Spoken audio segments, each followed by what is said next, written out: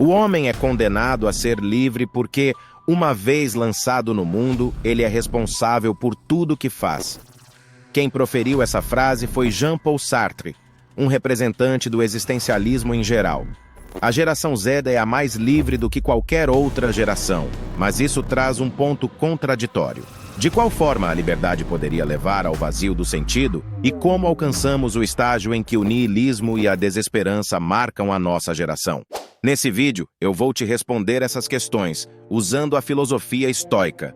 Agora, eu preciso que você preste atenção no raciocínio que eu vou construir ao longo do vídeo. Combinado? Eu prometo te levar da ignorância ao entendimento, de forma rápida e objetiva. Quando a internet apareceu, o conhecimento começou a ser disseminado em massa pelo mundo. As pessoas começaram a duvidar da existência de Deus e da ciência. Agora, a quantidade de opiniões, crenças e ideais oferecidos foi levada a um nível estratosférico graças à internet. Com uma simples pesquisa no Google, você pode ter acesso a todas as religiões, filosofias ou qualquer outro sistema de crenças que possa imaginar em apenas alguns segundos. Com essa facilidade, temos 1 milhão de grandes narrativas, 1 milhão de verdades diferentes que parecem ter uma solução para os seus problemas. Vivemos num tempo em que recebemos informações que se contradizem entre si o tempo todo. Quais são as informações corretas? Em outras palavras, você pode decidir qual é a sua verdade e entender que a realidade não tem uma única forma de ser vista. Porque se todo mundo tem razão, então quem tem razão de verdade? Qual é a informação verdadeira? Qual é o sentido de tudo isso que está acontecendo? É nessas e outras milhares de perguntas que temos que achar as verdadeiras por conta própria. Agora, quando te apresentam apenas uma versão ou perspectiva da realidade, quando não há confiança nem direção, a falta de propósito se torna mais evidente. Essa falta de propósito é o conceito principal do vídeo. É isso que eu quero que você reflita. Entendeu? Epicteto disse em seu manual: não peça que as coisas aconteçam como você quer, mas que deseje que elas aconteçam como acontecem, e você terá uma vida tranquila. Obviamente, a realidade é o que existe. Aqui é o que você pode ouvir, ver, tocar, sentir, experimentar. Agora, imagine que existem outras formas de representar ou imitar essa mesma realidade. Podemos pegar como exemplo filmes, jogos, redes sociais, livros, e por aí vai.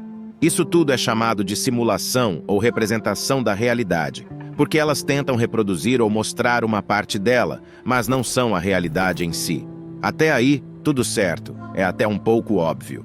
Estamos em uma situação em que essas simulações ou representações ficam tão perfeitas e atraentes que as pessoas começam a preferir elas do que a própria realidade. Eu vou usar um exemplo fácil para todo mundo entender. Você pode preferir assistir um filme do que estudar para uma prova. Você pode preferir jogar videogame do que sair com seus amigos. Ou você pode preferir ver as fotos de outras pessoas no Instagram do que viver a sua própria vida. Quando você faz isso, você troca ou ultrapassa a realidade por uma simulação. Digamos que isso é uma ilusão, é o que chamam de hiperrealidade. Louco, né? Vamos aprofundar um pouco mais nisso. Para entender melhor, podemos olhar para a história nos últimos séculos. Antigamente, as pessoas compravam e consumiam coisas pelo que elas valiam em termos de trabalho, ou seja, quanto tempo e esforço foram gastos para produzi-las, isso era o valor de troca. Além disso, elas também levavam em conta a utilidade das coisas, isso era o valor útil que elas possuíam. Mas hoje vemos que o que importa mais do que tudo isso é o que as coisas representam. É como se essas coisas fossem símbolos, e isso é o valor do símbolo. Por exemplo, uma camiseta de marca famosa pode valer mais do que uma camiseta comum, mesmo que sejam iguais em termos de trabalho e utilidade. Isso porque a camiseta de marca representa status, sucesso ou estilo. Você já reparou que algumas coisas se destacam mais do que outras por causa do que elas significam? Bom, isso é o simbolismo. É a base de muitos objetos que usamos, pois eles influenciam a forma como somos vistos na sociedade. E aí, o que acontece quando a gente vive em um mundo onde as coisas que compramos e vendemos dependem mais do que elas representam do que elas valem ou servem de fato? Isso faz com que a gente vire uma sociedade de fachada, onde as pessoas se preocupam mais com as aparências, dinheiro e os símbolos do que com a realidade. Assim como Sêneca escreveu por volta de 20 depois de Cristo, é tolice desejar que os homens sejam diferentes do que são. Eles são movidos por símbolos externos, dinheiro, fama, poder, e embora pareçam grandes, são realmente pequenos. Mas por que isso importa para o nosso propósito? Simples, porque essa forma de viver e se relacionar com o mundo não é natural. Ela é forjada e falsificada. Tem gente que está começando a refletir sobre o porquê das pessoas passarem cerca da metade do tempo no celular. A metade da realidade é passada no mundo online. Já pensou nisso? Hoje, os nossos interesses estão sendo moldados por algoritmos, inteligência artificial, que é a própria definição de hiperrealidade.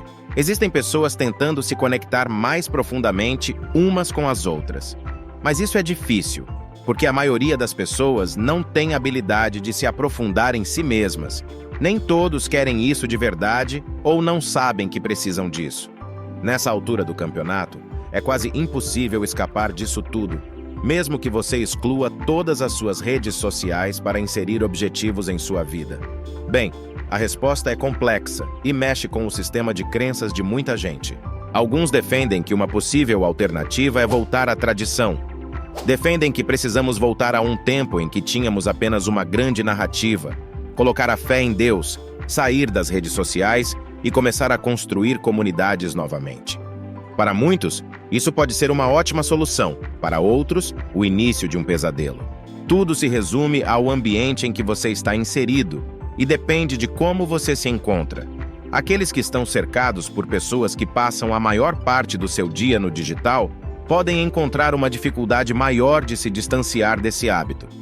Mas, na minha humilde e sincera opinião, o estoicismo e o cristianismo não vão mudar a sua vida, sem você se decidir antes a sair das redes sociais e passar mais tempo ao ar livre. Por exemplo, o que é muito bom para a saúde física e mental.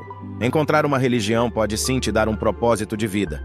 Enfim, conhecimentos sobre a filosofia estoica e sobre a Bíblia podem sim funcionar, mas não sozinhos.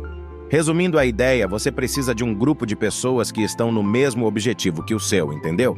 Para que você tenha alguém para compartilhar dessa caminhada. Para complementar o raciocínio, incluímos: viver profundamente significa envolver-se até mesmo nas atividades mais satisfatórias, aquelas que você mal tem tempo para observar o tempo passando. E não estamos falando do desperdício do tempo. Significa deixar de lado aquela dopamina instantânea. Existem diversas formas de você experimentar o desenvolvimento pessoal. Eu recomendo que você comece caminhando. Observe as folhas, observe as árvores, observe o vento e desintoxique sua mente.